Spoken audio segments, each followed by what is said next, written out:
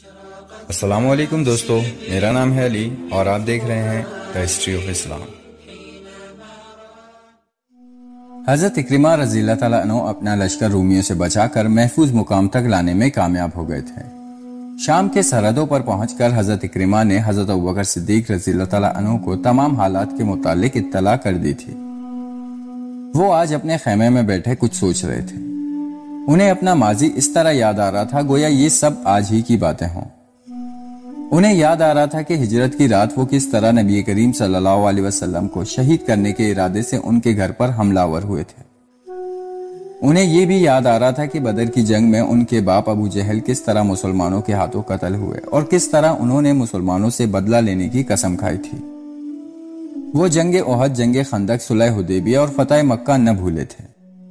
انہیں یاد آ رہا تھا کہ کس طرح وہ نبی کریم صلی اللہ علیہ وسلم کو تنگ کرنے کا کوئی موقع ہاتھ سے جانے نہیں دیتے تھے۔ لیکن آج وہ آخر الزمان نبی کریم صلی اللہ علیہ وسلم کے دین کی خاطر اس صحرا کی تپتی ہوئی گرمی برداشت کر رہے تھے۔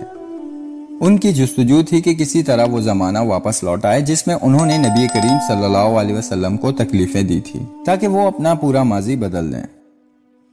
یہی سوچتے سوچتے ان کی آنکھیں بھر آئیں۔ اتنے میں ایک قاصد حضرت اکرمہ رضی اللہ تعالیٰ عنہ کے خیمے میں داخل ہوا۔ حضرت اکرمہ نے اپنی آنکھوں پر ہاتھ ملتے ہوئے پوچھا، کیا خبر لائے ہو؟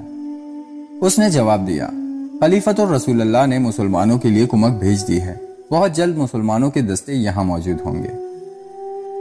ادھر جب حضرت ابوبکر صدیق رضی اللہ تعالیٰ عنہ نے لوگوں کو شام جانے کی دعوت دی تو ابتدا میں رومیوں کی عظیم الشان سلطنت اور ان کی زبردست جنگی طاقت کو دیکھ کر مسلمانوں کو ان کے مقابلے میں جانے کی جرأت نہ ہوئی۔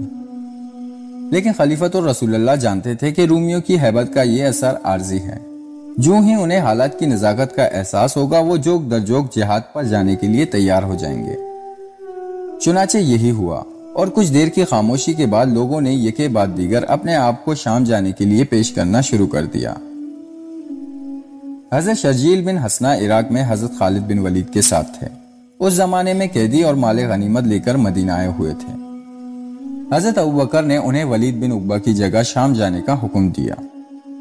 ولید بن عقبہ بھی ان ہزیمت خوردہ لوگوں میں شامل تھے جو خالد بن سعید کے ہمراہ شام سے فرار ہو کر دول مروہ میں مقیم تھے۔ حضرت شرجیل نے ابن سعید اور ابن عقبہ کے لوگوں کو جمع کیا اور انہیں لے کر حضرت اکرمہ کے پاس روانہ ہو گئے۔ اس کے بعد خلیفۃ الرسول اللہ نے ایک اور بھاری لشکر جمع کیا جس میں اکثریت مکے والوں کی تھی۔ اس لشکر کا سردار یزید بن ابو سفیان کو بنایا اور انہیں شام روانہ کر دیا۔ یزید کے پیچھے انہوں نے خالد بن سعید کے بقیہ لشکر پر ان کے بھائی حضرت معاویہ بن ابو سفیان کو امیر بنا کر اسے بھی شام روانہ کر دیا۔ اسی پر بس نہ کیا بلکہ ابو عبیدہ بن جراح رضی اللہ تعالیٰ عنہ کو حمص کا والی بنا کر ایک بھاری لشکر کے ہمراہ شام کی طرف کوچ کرنے کا حکم دیا۔ اس زمانے میں حضرت عمر بن العاص مرتدین سے فراغت پا کر قضائے میں مقیم تھے۔ حضرت ابوبکر صدیق نے انہیں اختیار دیا تھا کہ خواہ وہ قضائے میں مقیم رہیں خواہ شام جا کر مسلمانوں کی توقیت کا باعث بنے۔ حضرت ابوبکر صدیق نے انہیں لکھا، اے ابو عبداللہ، میں تمہارے سپرد ایسا کام کرنا چاہتا ہوں جو دین و دنیا دونوں کے اعتبار سے تمہارے لیے بہتر ہو، لیکن تمہاری خودی مجھے بہرحال منظور ہوگی۔ حضرت عمر نے جواب میں لکھا، میں اسلام کے تیروں میں سے ایک تیر ہوں اور اللہ کے بعد آپ اس کے تیر انداز ہیں۔ جس طرف آپ کو کوئی خطرہ نظر آئے آپ بلا تعامل اس تیر کو چلائیے جو بہت سخت اور جگر چھلی کرنے والا ہے۔ حضرت ابوبکر نے بھی جواب میں حضرت عمر بن العاص کی طرح اخلاص و محبت کا اظہار کیا۔ چنانچہ حضرت ابوبکر نے عمر بن العاص کو فلسطین اور ولید کو اردن کا حاکم مقرر کر کے شام روانہ کر دیا۔ ان تمام لشکروں کو روانہ کر کے حضرت ابوبکر صدیق نے اطمینان کا سانس لیا۔ انہیں کاملاً امید تھی کہ اللہ ان فوجوں کے ذریعے مسلمانوں کو رومیوں پر غلبہ عطا فرمائے گا۔ خلیفۃ الرسول اللہ کے احکام کے مطابق تمام سردار اپنا لشکر لیے شام پہنچنا شروع ہوئے۔ البتہ عمر بن العاص اپنے لشکر کے ہمراہ اربا میں مقیم رہے۔ شرجیل اردن پہنچے اور یزید بن ابو سفیان نے بلقائے میں پڑاؤ ڈالا۔ ابتدا میں رومیوں نے مسلمانوں کو زیادہ اہمیت نہ دی۔ ان کا خیال تھا کہ محمد صلی اللہ علیہ وسلم تبوک تک آ کر واپس چلے گئے تھے، اسی طرح اب بھی تھوڑی بہت ترکتازیوں کے بعد عرب آخر واپس چلے جائیں گے۔ چنانچہ جب خالد بن سعید نے رومیوں کے مقابلے شکست کھائی اور میدان جنگ سے راہ فرار اختیار کیا تو رومیوں کے اس یقین میں اور بھی پختگی پیدا ہو گئی۔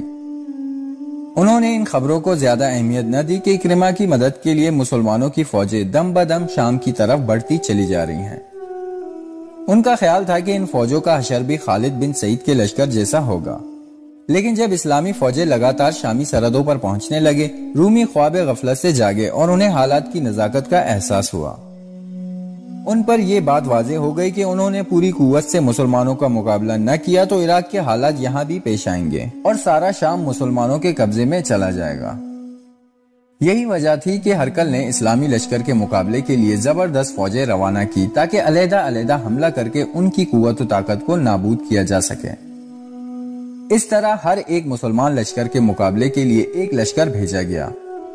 مختلف روایات سے پتہ چلتا ہے کہ اس موقع پر مسلمان فوجوں کی کل تعداد 30,000 کے لگ بھگ تھی، لیکن ان کے مقابلے میں رومی افواج 2,40,000 افراد پر مشتمل تھے۔ حضرت اکرمہ کے لشکر کی تعداد 6,000 اور حضرت ابو عبیدہ، حضرت یزید، حضرت عمر بن العاص کے لشکروں میں ہر ایک کی تعداد 7 اور 8,000 کے درمیان تھی۔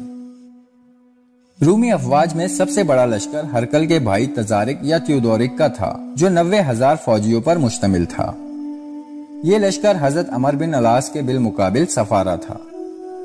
حضرت ابو عبیدہ کے بالمقابل فقہ بن فسطوس کا لشکر تھا، جس کی تعداد 60,000 تھی۔ یزید بن ابو سفیان سے لڑائی کے لیے ججہ بن تزارہ کو بھیجا گیا تھا۔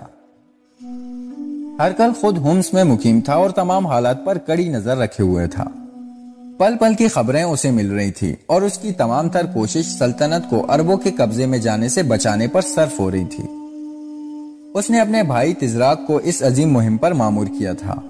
تزراک ہی نے اس سے قبل ایرانیوں کے لشکر جرار کو شکست دی تھی۔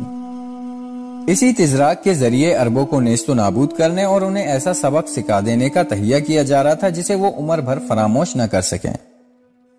دشمن کی اس بڑی تیاری کو دیکھ کر مسلمان گھبرا گئے اور انہوں نے خلیفہ کو خط لکھ کر ان کی رائے دریافت کی۔ خلیفۃ الرسول اللہ نے جواب دیا کہ اب بہترین صورت یہ ہے کہ تم سب ایک جگہ جمع ہو جاؤ، کیونکہ جمع ہونے کے بعد باوجود قلت تعداد کے تمہیں شکست دینا آسان نہ ہوگا۔ اگر ہم منتشر رہے تو پھر ہماری کوئی بھی جماعت ہمارے دشمن کی کثرت کے سامنے نہیں ٹھہر سکے گی۔ تم قلت تعداد کی وجہ سے مغلوب نہیں ہو سکتے، بس تم گناہوں سے بچو اور متحد ہو کر یرموک کے مقام پر اکٹھے ہو جاؤ۔